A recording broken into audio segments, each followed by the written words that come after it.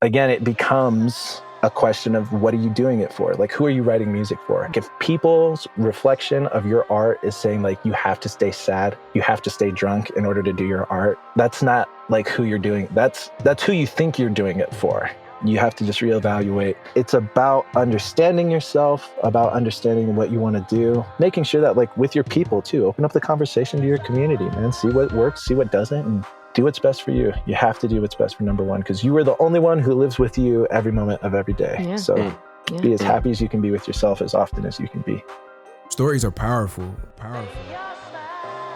Welcome to the Rise, Recover, Live podcast, brought to you by The Phoenix. This is a space where people impacted by substance use can come to share their story of strength and resilience, get open and honest, and inspire hope and build community through shared experience. We'll be talking to people in our community on their own recovery journey and shine a light on the topic of recovery in all its forms. Maybe you'll hear some of your story in theirs. Let's show the world that together we rise, recover, and live.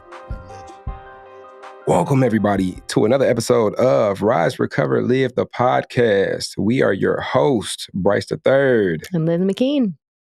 And Liz, how's your energy? My energy is, man, you know, how many times have you asked me this? And I still am always like, what a brand new question that I've never answered before. It is good. Sunny. It's sunny outside. I feel sunny inside, too. How about you?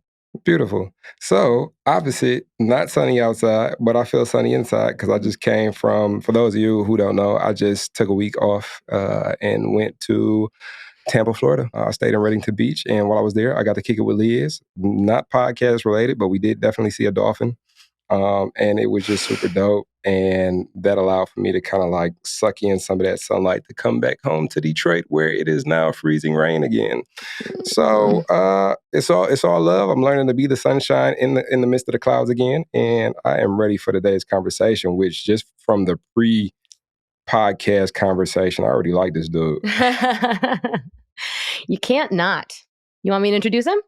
Please do. Liz, who are we talking to today? Well, we're talking to our new best friend, Spencer Townsend Hughes, who is the co-founder of Music Minds Matter. And I had to literally make us stop in our previous conversation because all these brilliant things were coming from everyone. And I was like, stop immediately. We haven't even hit record yet. We were just going, you know? Man, it's going to be a good one. And we're excited to introduce you to Spencer. So Spencer, welcome. Thanks for joining us. Thank you so much for having me. This is already really great. This is a great way to start my afternoon. It's a great way to start the week. You know, Mondays, having a case on the Mondays is always like, oh man, gonna have a long week. But saw this on the calendar. Grateful for the email before too for the reminder. And yeah, just happy to be here and chat with y'all. Yeah, so with that, I mean, you know, just to keep the ball rolling, how's your energy, Spencer? Yeah, energy is pretty good. I would say what we do at Music Minds Matter for check-ins is we do what we call like a stoplight check-in. And so it's like sometimes it's easier to describe how you're feeling in like color rather than try to explain like what your vibe is or what you're feeling. So we do like if you're feeling red, you're pretty lethargic and like really bad. Or if you're yellow or orange, you're just kind of like in the middle. But if you're green, you're feeling really great. And I would say today I'm probably like I'm like right on that cusp of green and yellow. We like to call that like the Sprite can yellow or green, where it's like right where the lemon and the lime are meeting each other. A little radioactive kind of color. Yeah, exactly. We've been doing those check-ins for so long that like people will get really creative in how they share. And they'll like share hex values and stuff of like exactly the shade of green or yellow that they're feeling. You know? So, but yeah, coming off of a really great weekend, a very relaxing weekend, but a very busy weekend for the nonprofit. And again, just grateful to be here and starting Monday off right. Well, no, thanks for sharing that. I would say let's just dive right into it. So you're talking about the nonprofit Music Minds Matter. What is that and how did it come to be? Yeah, that's a great question. It started, well, the nonprofit itself will be 3 years old on April 14th. We filed all of the paperwork for the 501c3 and had that approved April of 2020. But before that, we had started what we called our mental wellness meetups. And that started out of necessity, really. I play music in the local scene here in Denver, had been playing for about 10 years and, you know, had one of those moments that I believe most musicians or most artists have, is that questioning, like, why are we doing this? And, you know, we just recorded a big album, spent a lot of money on it, and we were throwing a party for it and having a show and didn't sell as many tickets as we wanted to. So just had a really huge reflection moment of like, why am I doing this? Am I doing the right thing? You're in your mid 30s. Is this like appropriate, societally appropriate? And so I outreached some of our friends on like a Facebook group page that we started here called the Denver Music Scene, and just said, hey, do we have like a support group of sorts where musicians can get together and chat about like struggling? And the overwhelming response was, no, we don't have that, but you should totally start that. And I was like, you know what? That's exactly what I should do when I'm in the middle of a mental health crisis. Is start this thing. But I'm so grateful that I did. Those who can't teach. Those who can't feel mentally healthy, bring others together too. I don't even know. That's it. Yeah. It's like really with this energy that I'm putting out, you think I'd be the best one for, and I'm so glad that we did. We got started, and we had in-person meetups for the first little while until obviously COVID happened. But we were averaging like 18 to 22 members per meetup. And just to see the community grow in that aspect, I mean, I don't know what your experience has been in the music industry, but in Denver, it can get quite competitive and like certainly like showing support, but there's also that like competition, right? And so it was so great to see musicians come together in a healthy space to show support for one another and to share their struggles. And it really has been so rewarding. And we've gotten some financial support from Denver Arts and Venues to allot us some grant money. And with some of the grant funds, we were able to start the nonprofit. So they were very encouraging and saying, we like what you're doing with the meetup, but have you ever thought about doing something more? And again, I was like, no, but thank you for the suggestion. And again, just so grateful that we've done that and that we're moving forward. It's been really wonderful to partner with like amazing organizations like the Phoenix and continue to do really impactful work. Yeah. It's been really great. So this is very mental health focused. And I believe if I remember reading correctly, you identify as a person who's sober from alcohol, but that's not the focus. Like mental health is the focus here. Sober is just like, people that are typically in the recovery community migrate towards things that are mental health focused. But how does that kind of integrate for you? I stopped drinking, I guess Wednesday will be 10 months. Way to go. So that's been very, I think very necessary being a member of the music community. Like it is centralized around alcohol and like substance use and or misuse, a lot of the time misuse. And for me, I stopped drinking. I played a music festival in Fort Collins, Colorado at the end of April. And we played Friday night and I partied hard. I got really good at playing music well while intoxicated. I was like, your boy was on point. We have a really great relationship with an organization up in Fort Collins called Fort Collins Musicians Association. And they asked Music Minds Matter to host an activation at the festival on the Saturday before bands started playing. So I stayed up way too late, closed the bars down, stayed up until the sun came up, got maybe 3 hours of sleep, woke up, went to a bar close to where the place was to have a couple mimosas, hair of the dog style.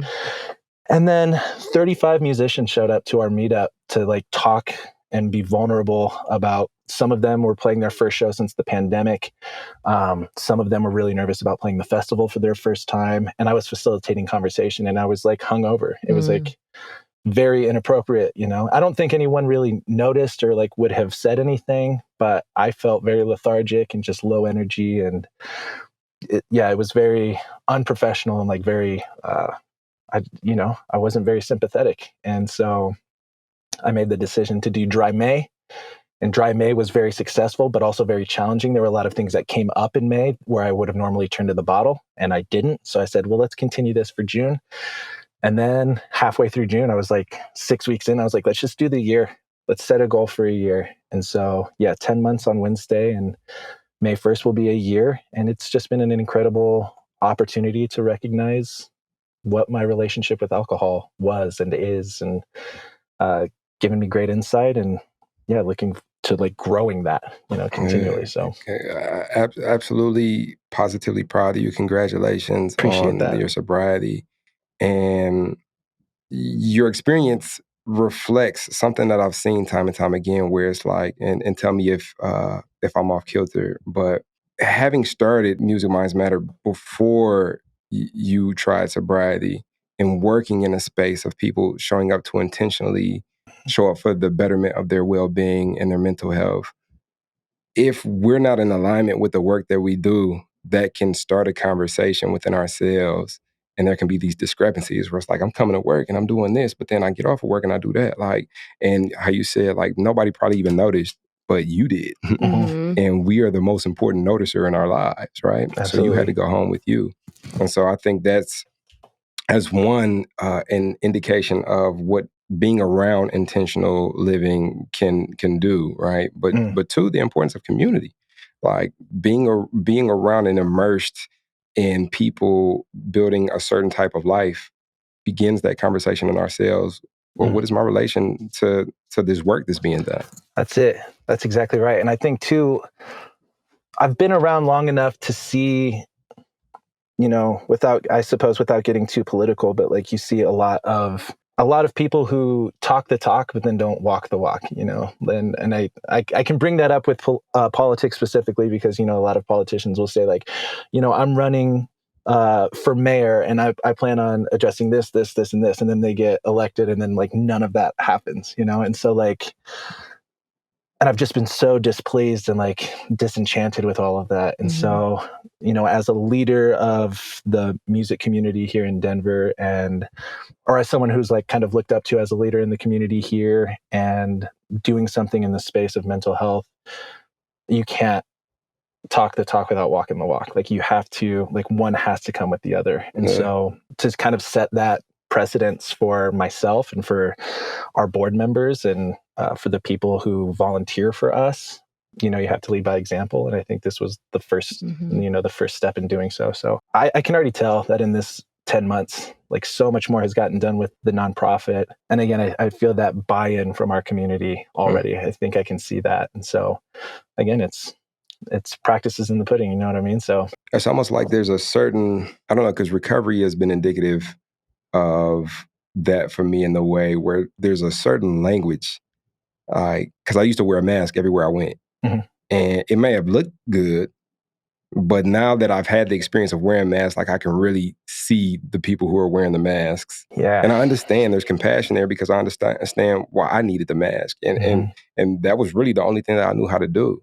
Right. But now that I don't wear it anymore and I'm aware of the humility and sometimes being humbled nature of not wearing the mask, and like it can be kind of tough, like it allows me to tap into this hidden language where it's like, oh, as soon as you walk into a room, like as soon as you got on this call, to be honest with you, like I really meant what I said when I like this guy. And you could tell like, oh, he's a genuine person, and your demeanor, your energy speaks for yourself before you even say a word, and I think that is the heart of what recovery or what intentional living is that no matter what it looks like I'm gonna just show up as me and we're gonna do it this way because this is what allows for a substantial experience. Absolutely. There's a level of confidence that comes with recovery, right? Because there's so much discovery that comes in recovery. And so like, I've never felt more comfortable or confident. I went through a massive, like identity crisis over the last like 3 or 4 years. I was a part of a show for a very long time called Walking with Dinosaurs, where I puppeteered life-size animatronic dinosaur puppets for my job. It was the greatest gig on the planet. So cool. And I did that on and off for like 10 years.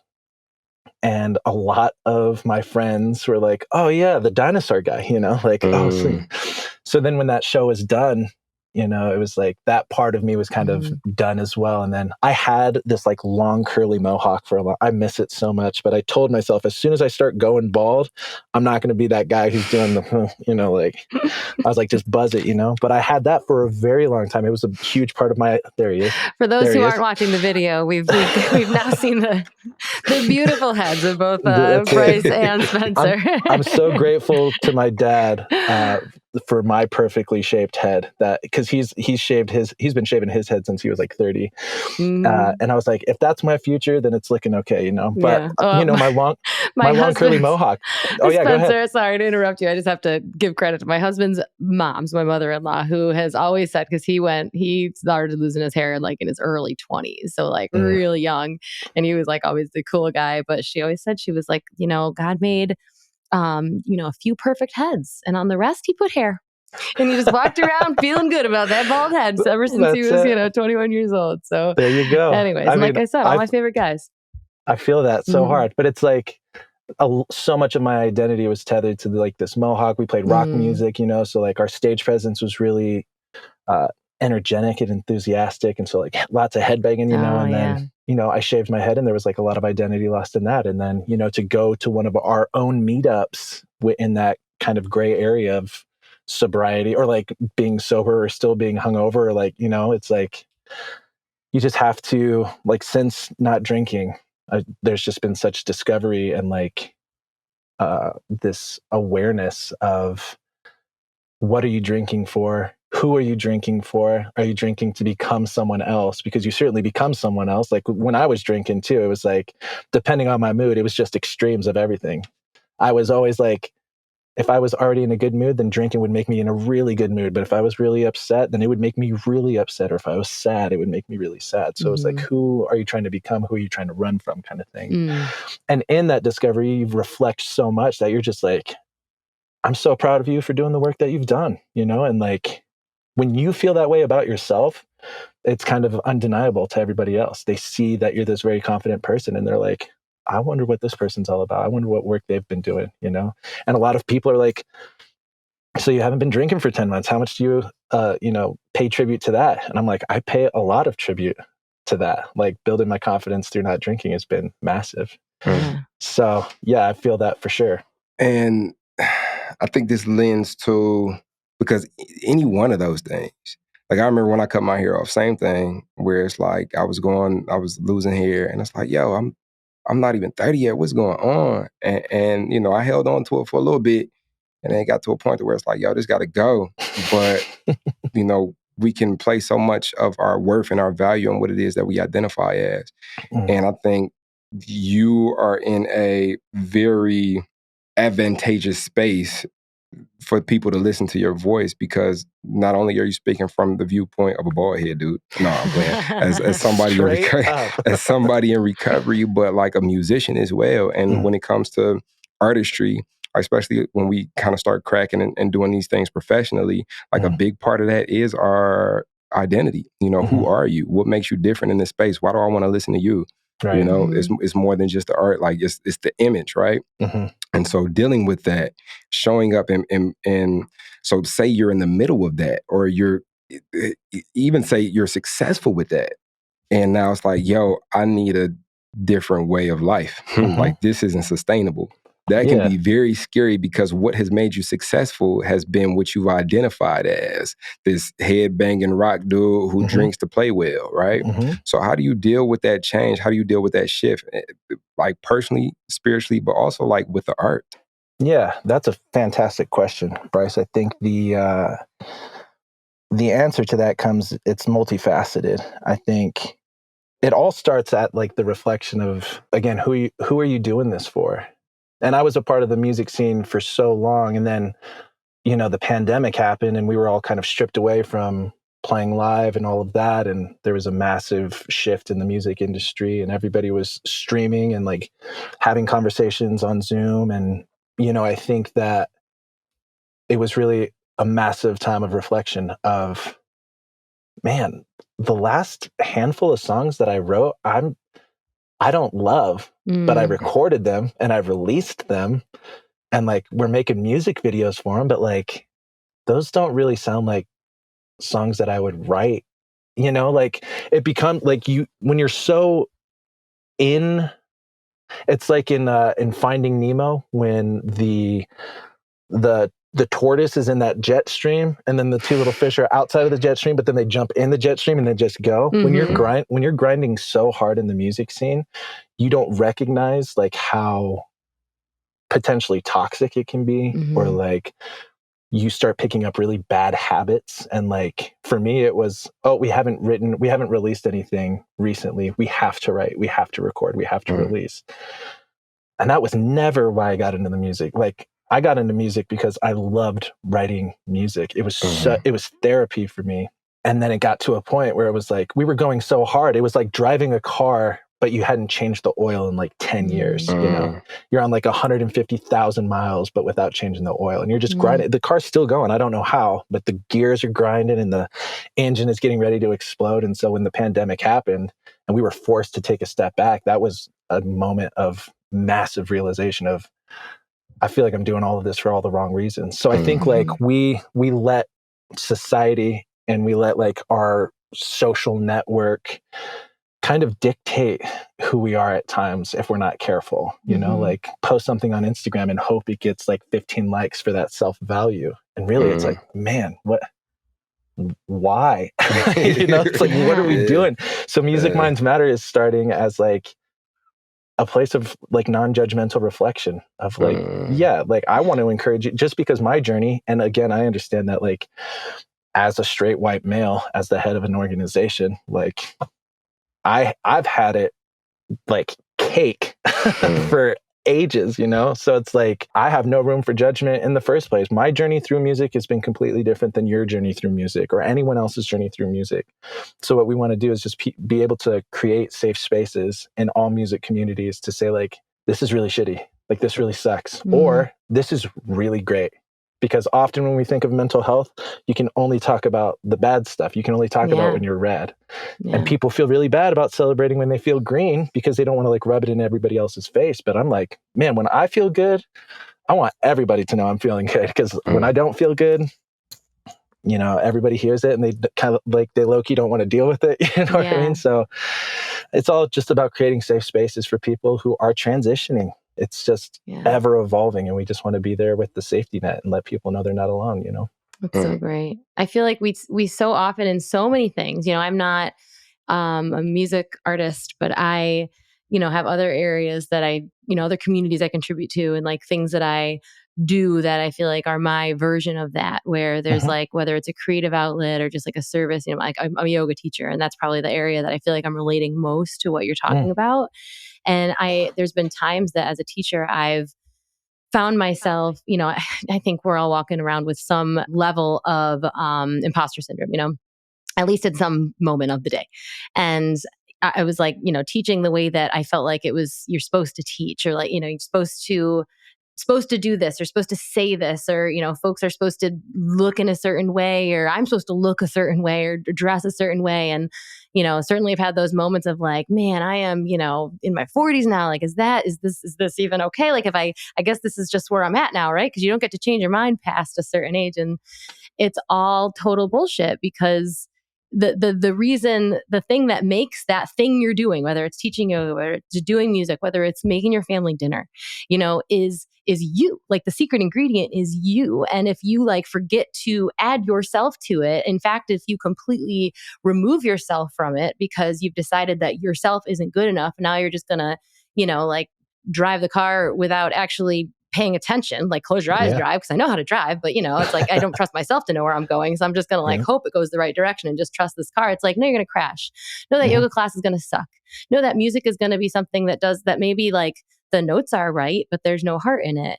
And like the good, the bad, the ugly, the messiest parts of you, the messy when you're feeling great, the messy when you're feeling crappy, like that is what makes it special.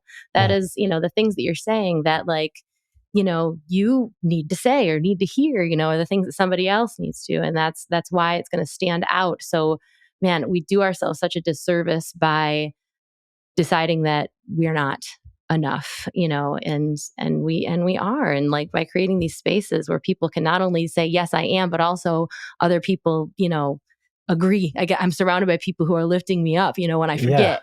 Like, that's badass. I love that so much. I think that messiness that you were just describing is essentially the adhesive. That's like that's what keeps everything intact, is is feeling that way because we all feel that way. It's inevitable. Like it's going to happen.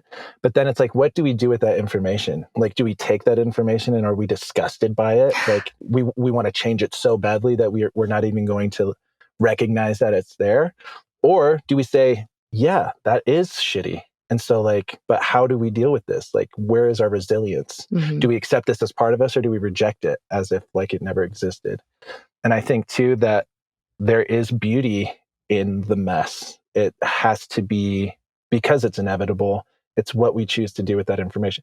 As a creative, I mean, and this is why we started opening up Music Minds Matter to the music community. Like at first we were focusing on just providing resources for musicians, but now that we're seeing that there's so many more people who are interested in what we're doing. And so in Music Minds Matter, we're human first. Like this is kind of language that we're trying to instill in everyone who wants to take part in Music Minds Matter is, sure, I'm a musician, but like I'm a human being who plays guitar and sings, you know, and I also run the but we're all human first. And so having those conversations, breaking that fourth wall down between artist and fan and say like, there's just this celebrity thing that happens to musicians and inflated egos and shit. I mean, and I can speak from experience. When I was popping, I like, y'all ain't shit is what I was essentially.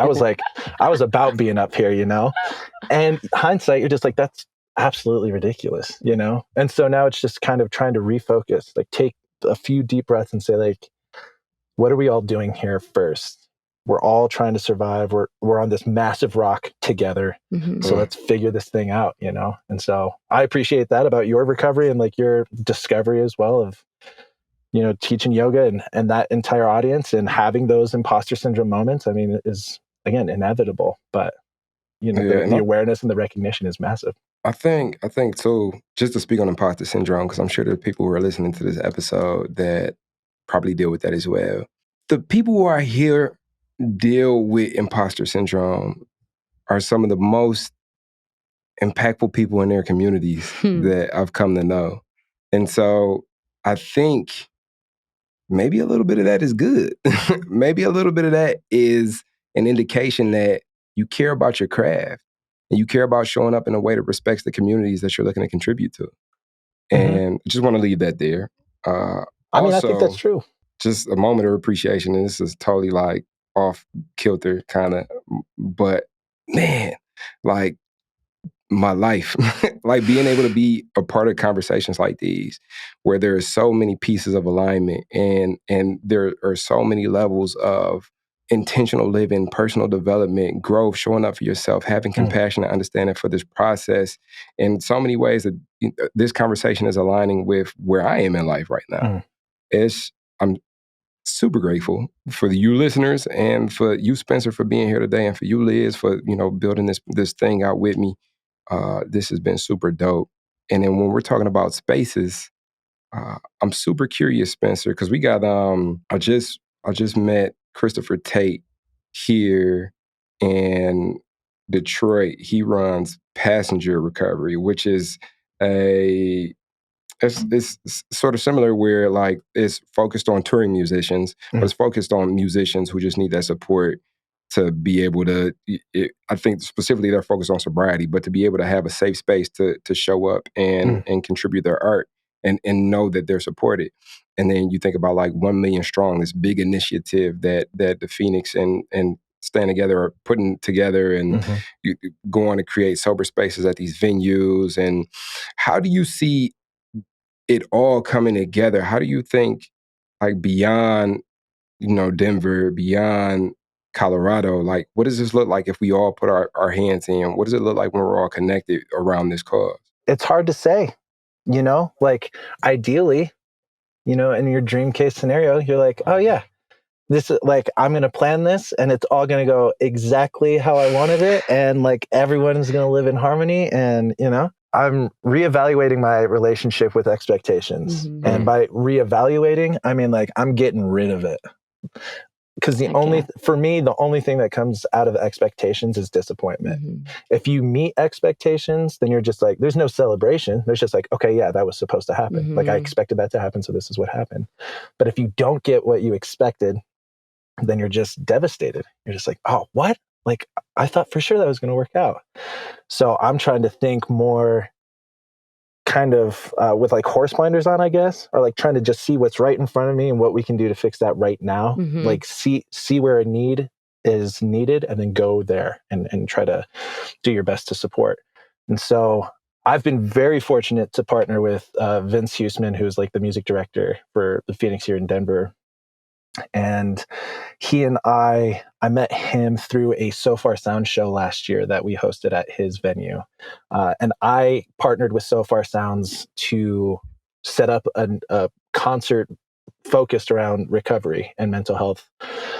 And we went to the Phoenix location in Champa, in Denver, fell in love with it. It was the only place we visited, partnered with Vince, and it was incredible. But like 45 people came to that event, and we had a Q&A with the crowd and the artists, and it was so wonderful. So we got a grant this year for $10,000 through Denver Arts and Venues, and the Phoenix and Music Minds Matter are hosting what we call sober sessions, and where we're going to record a podcast with the artists and the crowd before the concert, and then after the conversation, after the audience feels this like emotional buy-in to the artists, then they get to see the artists go up and perform their sets. So now that community is just growing stronger and stronger.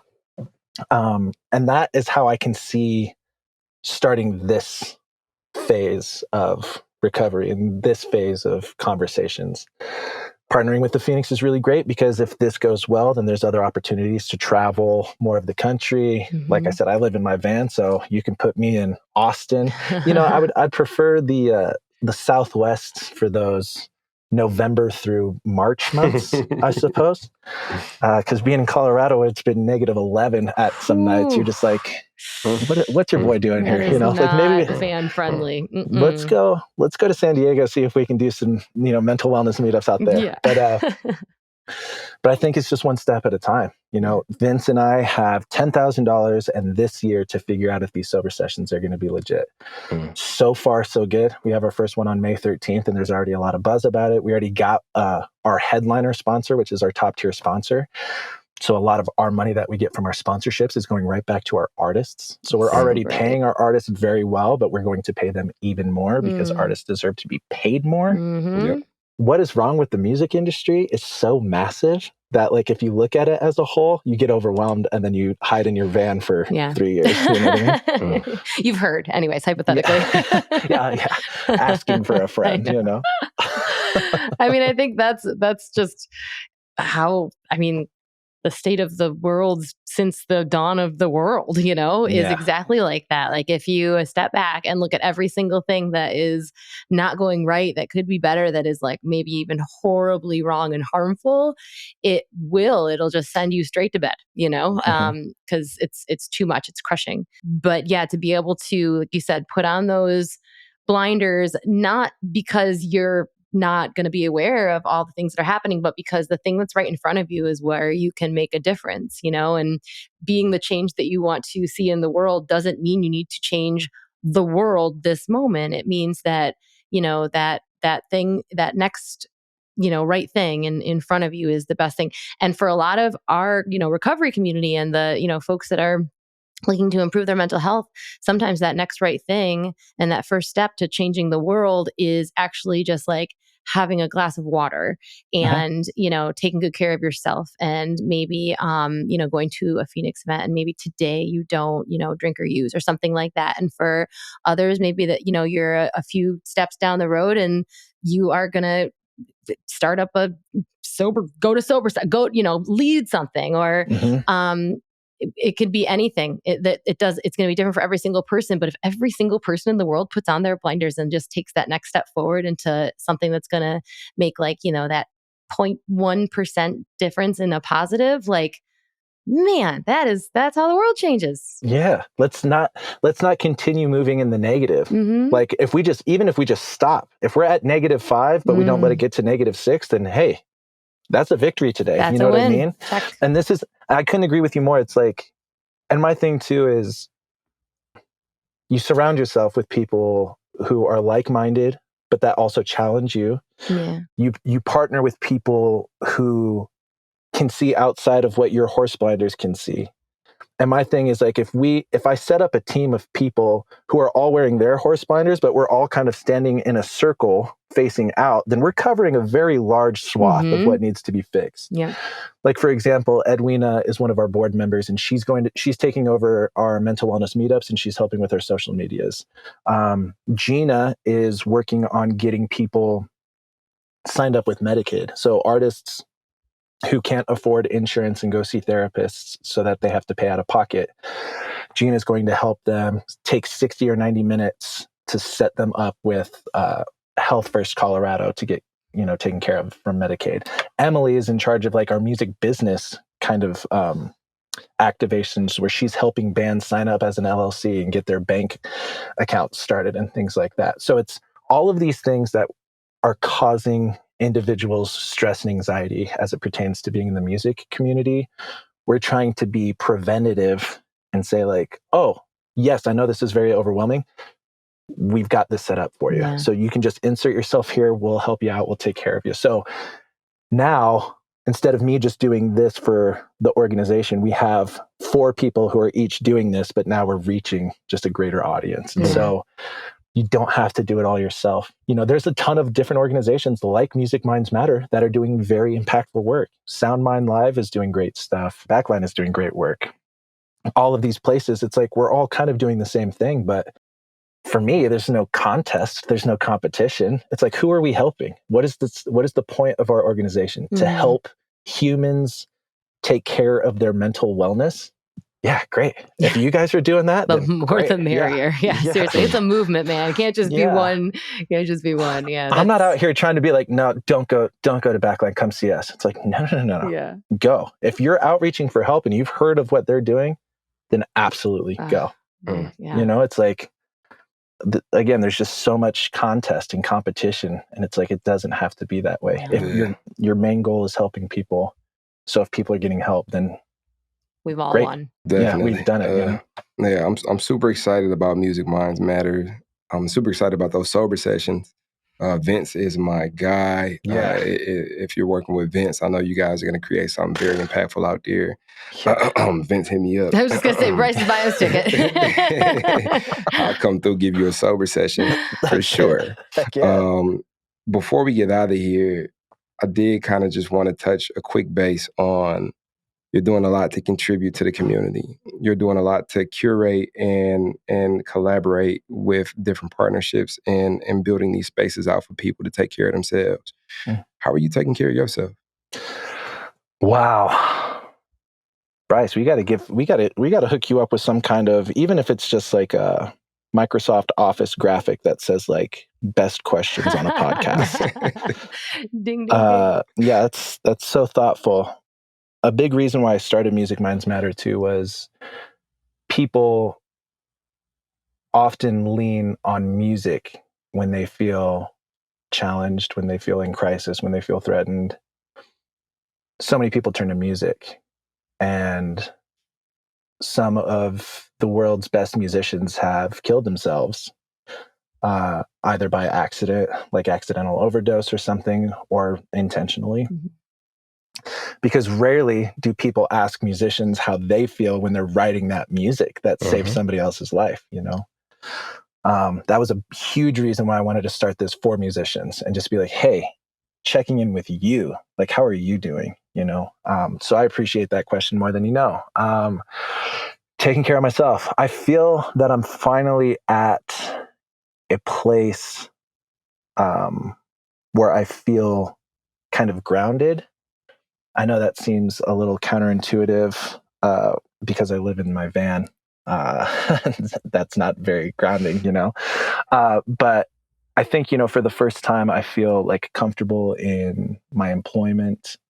I recently quit my band back in December because I wasn't feeling fulfilled. And I had really great conversation with my bandmates about that. And I wasn't trying to force myself to be in a relationship that I didn't want to be in.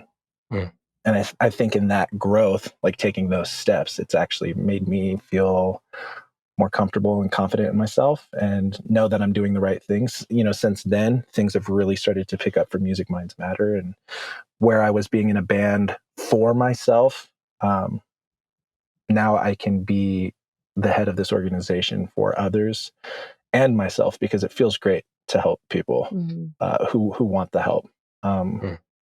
And to see the community come together is very powerful. So, but to answer your question, honestly, I bought a Nintendo Switch. So I've been playing that Zelda Breath of the Wind game, and I'll tell you what, not being in a band has opened up a lot of free time. And I'm, not practicing guitar. So I was like, let's just go try to save Princess Zelda. So my Mario Kart skills are on point. But, I'm also trying to challenge myself to be more social and like get out to more events. And there's a local music industry night tonight in Denver that's put on by our local radio station. So like an indie radio station. So go and shake hands and meet some folks and see what we can do for them. And just take it one day at a time. I feel very yellow-green today, green after this podcast for sure. And just focus on taking that green into tomorrow. And if not, that's okay. Red is okay. Orange is okay. Spencer, I have a question. I know we're wrapping up, but I just was thinking about this because I've heard other creatives, self-defined creatives say this before. What would you say to someone who feels that their art is good because of their pain? If it's honest, if it's true, then I completely support that. I wrote some of the most difficult songs that I've ever had to write that turned out to be, quite successful, whatever you look at success being. But I mean, we've gotten a lot of feedback from some of the more vulnerable songs that I've written. I think that we have to be careful with that. I think a lot of artists or creatives will get that feedback and then feel like they have to put themselves in that space. That's what I feel like I worry about. People that are just like, if I get better, if I get sober, I was so good at the music when I was not, like, that going, am I going to have to give up this thing that I'm good at? I mean, honestly, and this might sound like nihilistic or very pessimistic, I think you're going to say the same thing I was about to say. Go ahead. But one of my favorite quotes ever is by David Foster Wallace, a writer, and he says, you'll stop caring what people think about you when you realize how seldom they do. So like, that's a good one. So if you think that like, I have to stay drunk so that I can write these songs that the same 60 people are going to listen to, it's like, bro, you don't have to drink for 60 people. You don't have to drink for one person. You know what I mean? So it's like, again, it becomes a question of what are you doing it for? Like, who are you writing music for? And if your art is like, if people's reflection of your art is saying like, you have to stay sad, you have to stay drunk in order to do your art, that's not like who you're doing. That's who you think you're doing it for. So you have to just reevaluate. Again, I wrote these songs when I was really upset, and the process of writing the song made me feel better, but I had to write it to get it out, right? Like it was therapy to write that. And art for me, like my music to me is like comparable to like a visual artist. Their therapy is making the art. Their therapy is putting paint to canvas and like doing that. But once that painting gets hung up in a gallery, it's no longer your art. Like you've done your part. Now it's open to the public, open to interpretation. People can love it, people can hate it, but that is no reflection of you because you did what you do. And so I would just want to remind someone of the process and just say like, why did you get into it in the first place? Is it still serving its purpose for you? Like, is it healing or is it destructive? And then reevaluate if need be. So is that what you were going to say, Bryce? Was that so that like whole time, like you answered that question so well that I don't know if I have too much more to contribute. I feel like you took a lot of the words out of my mouth. I will say, for those of you that think that like your pain helps you paint the best pictures, you'll never lack pain. I mean, and that might sound nihilistic as well, but you'll never lack like pain points. Man. Like anytime, my experience with life has been, I say it on my new single, like tension, release. Like that's been the experience. And there's times of tension. And in those times of tension is what I do with that tension that allows for that space of release where I'm able to grow in it. And that is personally, professionally, and artistically. So if pain is like bouncing off Spencer's analogy of visual art, like pain is a color, and it might be a swath of colors, right? But there's also pleasure, there's also joy, there's also apathy, there's also, excitement, there's also, aloofness. Like all of these other emotions are colors too. So like, don't get so stuck on one color, because then you'll just end up being typecast when people want you. Like That's you're a right. whole person, and your art will allow for you to express that wholeness. And Right. for me, and I guess speaking on my specific experience, like for me, recovery has allowed for me to explore the different paints. Mm. It has expanded my ability to use those paints in a way that translate what I would like to translate to an audience. But like Spencer said, once you release it, it no longer belongs to you, and now it's up for interpretation. So it's interesting to see that feedback between audience and artists now. But it's a process. I think Spencer said it best. Like, I don't appreciate forget that. the process. I think it's all about the Jim Carrey, when he was in Eternal Sunshine for the Spotless Mind, he said that the director of that film saw him after like a massive personal life shift in Jim's life, and the director was like, "You're so sad. It's so beautiful. Don't change." So like the industry also has a way of manipulating you and what you like represent and like what you want to give. And like Eternal Sunshine to me is one of the most beautiful movies ever made. It's certainly in my top 5, but like to think that someone was like taking personal notice of someone's like distress or demise and saying like, keep that, remember that for when we release it in movie theaters so that we can all make more money. You're like, ugh, it's like, or just fucking show up and do it because that's what you do, So I do think it just all goes back to, what am I doing this for? When I feel the urge to drink, or like if I'm at a bar and I see someone drinking an old fashioned, I'm like, oh my God, that looks delicious. But wait, why does that look delicious? Like, how are you feeling right now that made that look delicious? Because you've been around old fashions before and none of them have made you go, So it is just like, it's about understanding yourself, about understanding what you want to do, making sure that like with your people too, open up the conversation to your community, man, see what works, see what doesn't, and do what's best for you. You have to do what's best for number one, because you are the only one who lives with you every moment of every day. So be as happy as you can be with yourself as often as you can be. Mic drop. There it is. Wait, don't really, because we need you longer, Spencer. Liz, let me lob it over to you to wrap this episode up with a bow and ask your question. My question. You got and Spencer hasn't listened, so he doesn't know the question. It's a big one. Ooh, snap. Just Hold on, kidding. Can we just wait like 45 minutes? Let me just like take 60 minutes to listen to a cast, and then I'll come back. No preparation. I'll be back after these messages, folks. 60-minute. No, I think you've already answered it in a lot of ways. So we'll see what comes to the surface here. If you could look back at a previous version of yourself, any version that you might decide you want to pick up the phone and talk to today, what message, what words would you bestow upon that previous version of you? Wow, that's a great question. Yay! I get the sign. I get Bryce's sign. We're gonna make 2 copies of that sign. I don't know if I would probably disguise my voice and act like somebody else.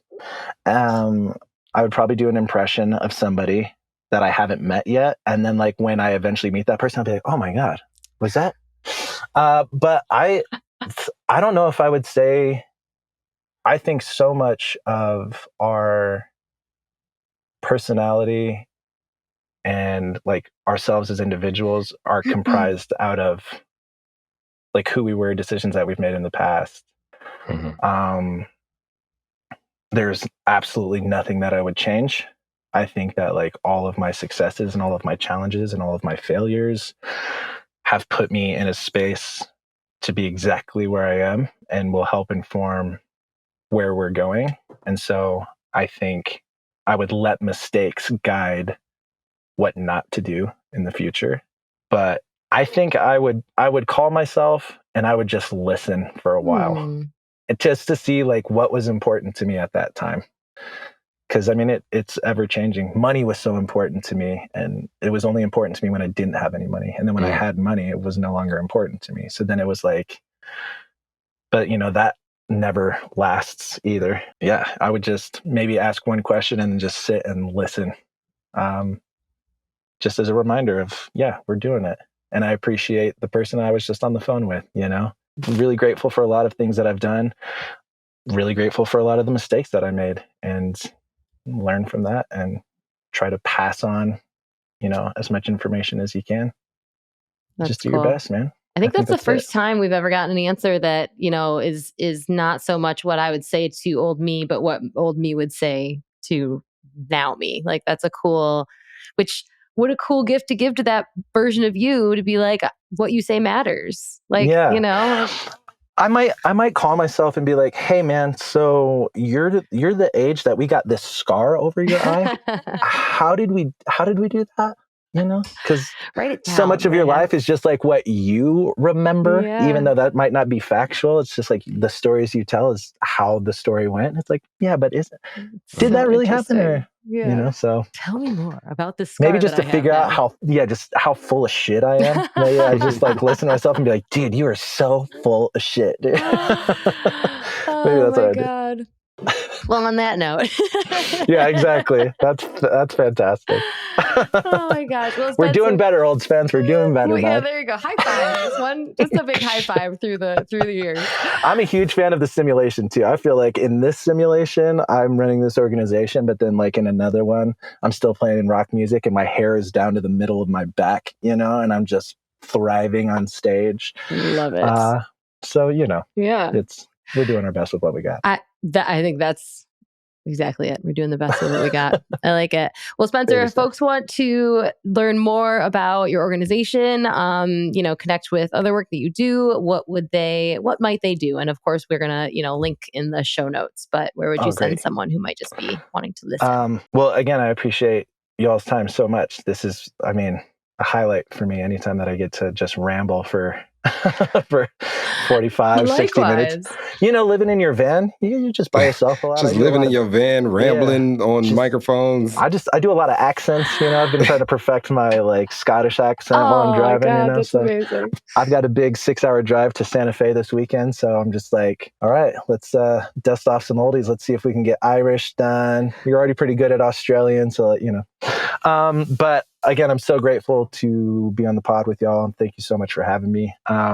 Best way to get in touch with us or learn more about us is at musicmindsmatter.org. Mm-hmm. At the very bottom of the page, we have like a little tab for sober sessions and more information on that. Mm-hmm. We have our first one coming up on May 13th, which is very exciting. And then our second one is going to be in August. Bryce will hit you up for sure, bro. I feel like this is going to be very successful. It's already making an impact in our community through the videographers and photographers that we're hiring and the production staff, and being able to pay them what they're worth feels very rewarding to us. And so, to find more information about that, musicmindsmatter.org/sober-sessions is where you can find all of that information, and We'll be updating that constantly. So awesome. Well, the pleasure has definitely been ours. So thank you so much for being here and taking some time. And and thanks everybody who's listening. It means so much that you show up week after week. Every Tuesday we've got an episode. If you haven't already, please subscribe. If this show has brought you value, it is such a huge deal to have reviews, have ratings, to have folks sending episodes to people that they care about. Or people you don't care about. I don't know. Send it out to the world. People need to hear. Right. So please share. And we're so grateful that you do. And we also love to hear from you. Bryce will tell you how you can do that. Oh, Bryce will tell you how you can do that. Mm-hmm. As soon as I asked this question to Spencer, I forgot to ask. So are you still making music now that you quit the band? Are you still like actively creating? Or my relationship with music has 180'd pretty significantly. So I haven't played my guitar. I think this will be like only the second time in my adult life that I've lost my calluses on my fingers. Cool. So I'm not looking forward to playing the guitar ever again right now because of how painful it is. But I've thought of playing, like switching genres completely, and just like producing music. I've wanted to do this this kind of album concept where I write all of the music, but then I just feature different female artists that to come on and just make like a whole record just based off of that. I think that would be really cool. I do miss performing live. Performing live is like one of the greatest joys on the planet. There's really nothing like it. And I only performed live sober like twice, I think. And to think of like how good we sounded too, I was like, man, when we were hammered, like, did we just think we sounded awesome? And we just sounded like a dumpster fire, you know, for 45 minutes. So, I mean, I'm trying to get back into it. I'm writing like little jingles for my day job. I do social media management for a vacuum company in Colorado, based in Colorado, but it's like a national company. And so I'm trying to write little jingles for like little TikTok videos or little Instagram videos. And so that's been rewarding because the pressure has been super low, but yeah, we'll see. I'm not going to try to force anything right now. I don't want to listen to music. I don't want to play music. So I'm just going to honor that space. All right. Well, I was asking two, one, because I was genuinely curious, but two, if like you had a space where people could reach out and check out some of your music that may be listening to this episode. Sure. I mean, it's difficult to find us on Spotify as we were lumped in with another band that had the same name. That sucks. Yeah. And I think it's, you know, hindsight after I quit the band, I'm like, oh, actually, I think it was a distribution thing. I think it's DistroKid that jacked everything up and like threw us all together. But we're called The Hollow. The Hollow music is like what all of our socials and stuff were. Again, we haven't posted on there in ages. We only played 2 shows in the last 2 years, but good rock music, I think. Queens of the Stone Age sounding stuff. A lot of fun. So yeah, The Hollow, if you want to try to find us. Beautiful. Well, go, everybody listening, go try to find The Hollow on all the streaming platforms. Also, go check out Bryce III. He just dropped out a single last week. And then come to the Phoenix app and download the Phoenix app and go to the Rise, Recover, Live group, which is where we'll be. And tell us what you think about the music. Come and communicate with us over there. Talk to us. Let us know what you like about the show, what you don't like about the show, what you think we could improve on, what you want to see more of, what you want to see less of, what your favorite cookie is, whatever. But come talk to us. And that's how you do it. You download the Phoenix app and then you come to the Rise, Recover, Live podcast group. We'll see you there. Yeah, absolutely. Yeah. And Phoenix is definitely leaning more and more into the music scene because this is not just for artists, you know, folks like if you happen to be like me and you just really like listening to music. So many of us get sober and we think that those are spaces that we no longer can be part of. You know, there might be music that brings back, you know, memories that could be hard and spaces, you know, that maybe you only have ever been in, you know, under the influence. And more organizations like the Phoenix and like Spence's organization are taking back that scene because we do belong there and it's better when we're part of it. So there's a big renaissance happening with sobriety and especially in the music scene. I think the UMS is a music festival out here in Denver. They did kind of like a post-festival survey and they said 86% of people who went to the festival and who participated in the festival are not drinking or no longer like want to drink. They want to like they're sober curious. It just gave me goosebumps. That just made my whole day. For an industry that has been dominated by consumption and substance misuse, I do think that this incredible generation that's following us is very steadfast in their sobriety and not wanting to drink, and it's wonderful to see. And so to be able to create that space for folks who are interested in not drinking anymore, come and see us. Love it. All right. Well. And you're part of it because you're listening. Everybody who's got us in your earbuds. We did it, guys. Thanks for doing this. Thanks for having this conversation. It was so great meeting you, Spencer. And we will see you next time. Hell yeah. Appreciate y'all. So now you're excited. Bryce, Liz, how do I get involved with the Phoenix? Well, my friend, it is super simple. We actually have an app. Head over to the Google Play Store or the Apple App Store, or look in the show notes of this podcast, wherever you're listening to or watching this podcast, and go download the Phoenix app. The Phoenix app makes it so easy to find classes that are near you or to access our virtual class schedule where you can hop on from the comfort of your home. You can also join our groups and have a conversation with someone from the Phoenix community from anywhere in the world. Please make sure that you join the podcast group where you can connect with Bryce and I and other listeners. Everything that you need is in the show notes. You can also head to our website at www.thephoenix.org. And maybe while you're there, you click the volunteer tab and get even more involved.